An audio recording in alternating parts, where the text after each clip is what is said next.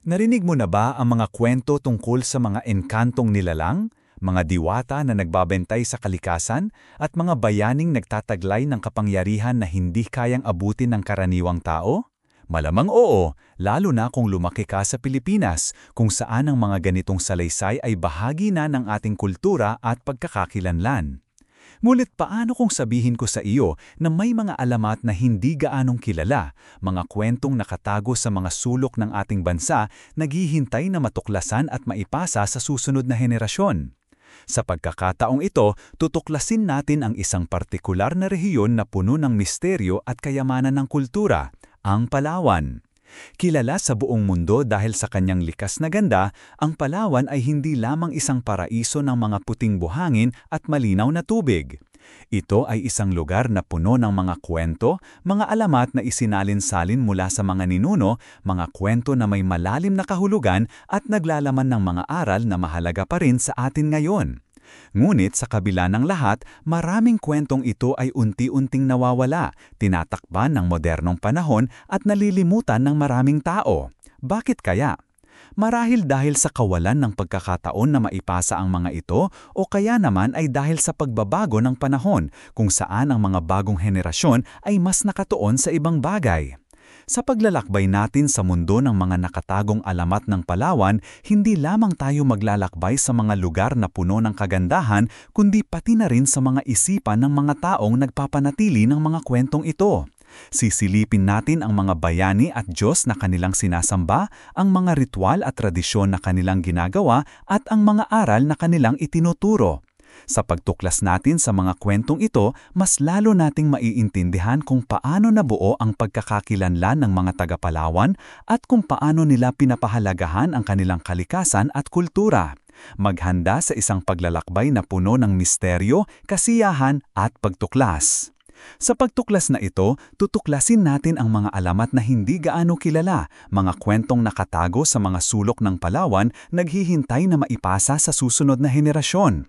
Sa pagtuklas natin sa mga kwentong ito, mas lalo nating maiintindihan ang mga taga-Palawan at kung paano nila pinapahalagahan ang kanilang kalikasan at kultura. Halina't sama-sama nating tuklasin ang mga nakatagong kayamanan ng Palawan at alamin kung ano ang mga aral na maaari nating matutunan mula sa kanila. Sa pagpapatuloy natin sa paglalakbay na ito, mas malalim nating sisilipin ang mga ugat ng mga alamat na ito. Hindi lamang sila mga kwento na sinasabi sa gabi, kundi mga salamin na nagpapakita ng malalim na pag-unawa ng mga taga-Palawan sa kanilang kapaligiran at sa kanilang sarili. Isa sa mga pinakamahalagang aspeto na dapat nating bigyang pansin ay ang papel ng kalikasan sa mga alamat na ito. Ang Palawan, na kilala sa kanyang kakaibang biodiversity, ay hindi lamang isang tanawin. Ito ay isang buhay na entidad na may sariling espiritu at kapangyarihan. Dagdag pa rito, ang mga bundok, ilog at gubat ay hindi lamang mga lugar. Sila ay tahanan ng mga Diyos, diwata at espiritu na may direktang impluensya sa buhay ng mga tao. Ang mga alamat ay madalas na naglalaman ng mga kwento tungkol sa pakikipag-ugnayan ng mga tao sa mga nilalang na ito, kung paano sila nagbibigay ng proteksyon, gabay o kung paano sila nagpaparusa sa mga hindi sumusunod sa kanilang mga utos. Kaya naman, ang mga alamat na ito ay hindi lamang nagtuturo ng moralidad. Pinapaalalahanan din nila ang mga tao na igalang ang kalikasan at ang mga kapangyarihang nakatago dito. Sa kabilang banda, mahalaga ring bigyang diin ang papel ng mga bayani sa mga alamat ng Palawan. Sila ay mga taong may natatanging kakayahan na madalas na nagtataglay ng kapangyarihan nagmula sa kalikasan o sa mga espiritu. Ang kanilang mga pakikipagsapalaran ay nagtuturo ng katapangan, kabaitan at pagmamahal sa bayan. Isang halimbawa ay ang kwento ni Mang Yan, isang bayani na kilala sa kanyang lakas at kakayahang makipaglaban sa mga masasamang espiritu na nagbabanta sa kanyang komunidad. Ang kanyang mga gawa ay nagpapakita ng kahalagahan ng pagtatanggol sa sarili at sa mga mahal sa buhay.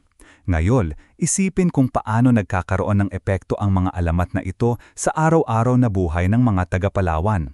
Ang mga kwentong ito ay hindi lamang para sa libangan.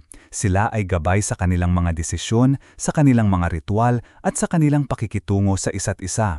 Ang mga alamat ay nagbibigay ng kahulugan sa kanilang buhay, nagpapalakas sa kanilang pagkakakilanlan at nagpapanatili sa kanilang kultura na buhay at masigla. Isa pang mahalagang aspeto na dapat nating suriin ay ang papel ng mga tradisyon sa pagpapanatili ng mga alamat na ito. Ang mga ritual, sayaw at kanta ay hindi lamang pagdiriwang. Sila ay mga paraan ng pagpapasa ng mga kwento mula sa isang henerasyon patungo sa susunod.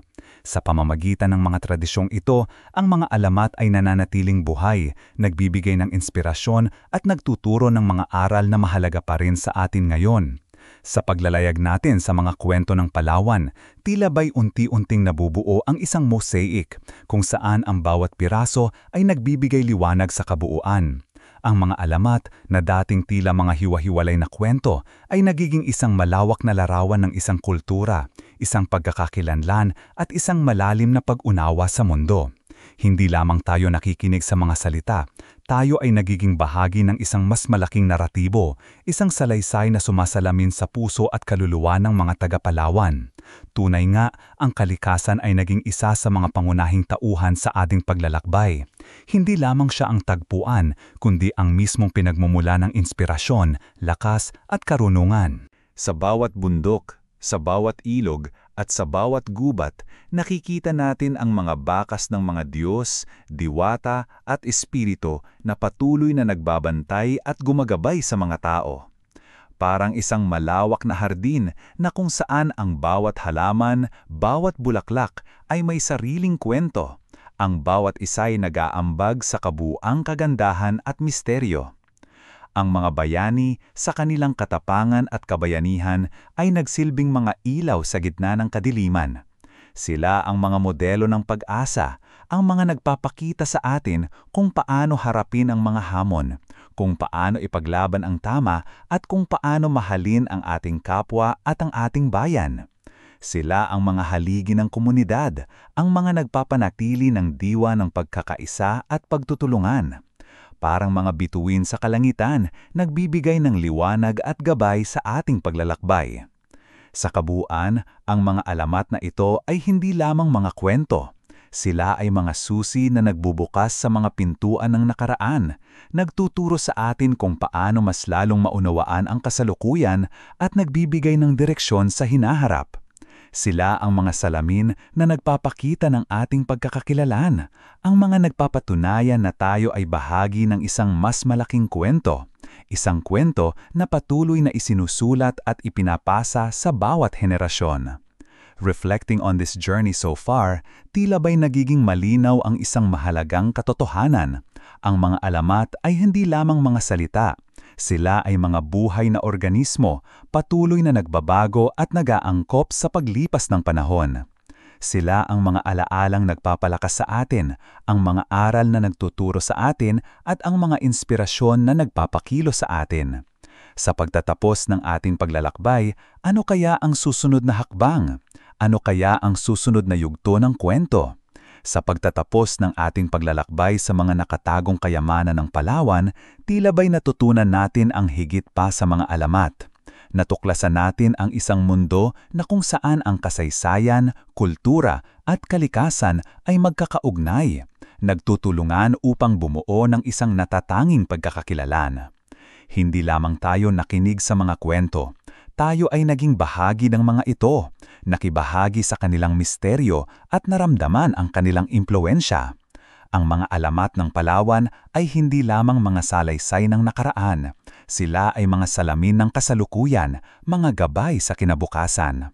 Sa bawat kwento, sa bawat bayani, sa bawat diwata, natutunan natin ang kahalagahan ng paggalang sa kalikasan, ang kahalagahan ng pagmamahal sa ating kapwa, at ang kahalagahan ng pagpapahalaga sa ating kultura. Natuklasan natin na ang ating mga ninuno ay may malalim na pag-unawa sa mundo, isang pag-unawa na nagbibigay inspirasyon sa atin na maging mas. Sa paglalakbay natin sa mga alamat ng Palawan, nahanap natin ang ating sariling pagkakakilanlan, ang ating sariling koneksyon sa mundo. Natutunan natin na tayo ay bahagi ng isang mas malaking kwento, isang kwento na patuloy na isinusulat at ipinapasa sa bawat henerasyon.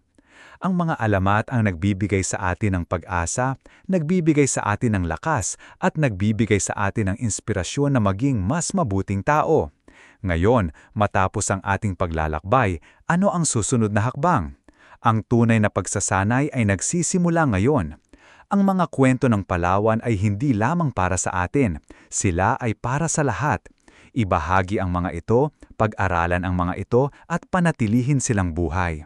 Sa pagbabahagi natin ng mga kwentong ito, tayo ay nagiging bahagi ng kanilang pagpapatuloy, nagiging bahagi ng kanilang buhay. Sa pag-aaral natin sa kanila, mas lalo nating maiintindihan ang ating sarili, ang ating kultura at ang ating mundo. At sa pagpapanatilihin natin sa kanila, tinitiyak natin na ang mga alamat na ito ay mananatiling buhay, nagbibigay ng inspirasyon at nagtuturo ng mga aral sa mga darating pang henerasyon. Hayaan natin ang mga nakatagong alamat ng Palawan ay maging gabay natin, ang ating ilaw sa kadiliman at ang ating inspirasyon sa paglalakbay ng buhay.